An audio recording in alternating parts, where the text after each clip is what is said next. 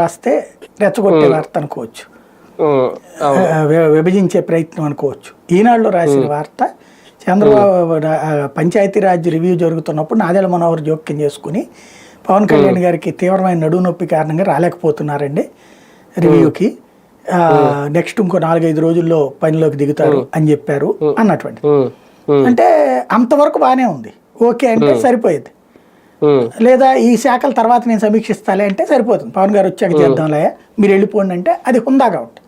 పంచాయతీరాజ్ ఆయన 5 శాఖలకు సంబంధించి మినిస్టర్ లేకుండా నేను రివ్యూ చేయడం కరెక్ట్ కాదులే, వచ్చాక చేద్దాంలే అంటే సరిపోతుంది, చాలా గౌరవం ఇచ్చినట్టు ఆయనకి.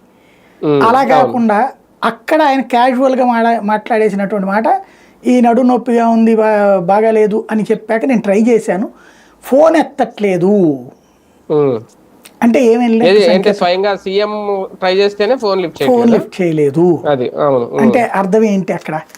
ఇది ఇక్కడ కన్ఫ్యూజన్ అనమాట. పదం చాలా క్లియర్గా వాళ్ళు ఈనాడు సాధారణంగా సొంత పత్రికే కదా, వాళ్ళు రాసినటువంటి దాంట్లోనే ఈ పదం ఉందన్నమాట ప్రత్యేకించి. దాంట్లో ఈ సందర్భంగా ఈ మాట అన్నారు అన్నటువంటి వ్యవహారాన్ని ప్రత్యేకించి రాశారు వాళ్ళు. కాబట్టి ఇక్కడ సంథింగ్ ఏదో నడుస్తుంది అన్నటువంటి పాయింట్ ప్రధానంగా కనబడుతుంది.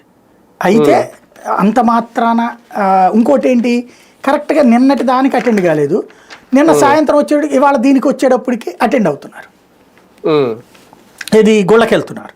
అది ఇంకా నడువు నొప్పి ఉండి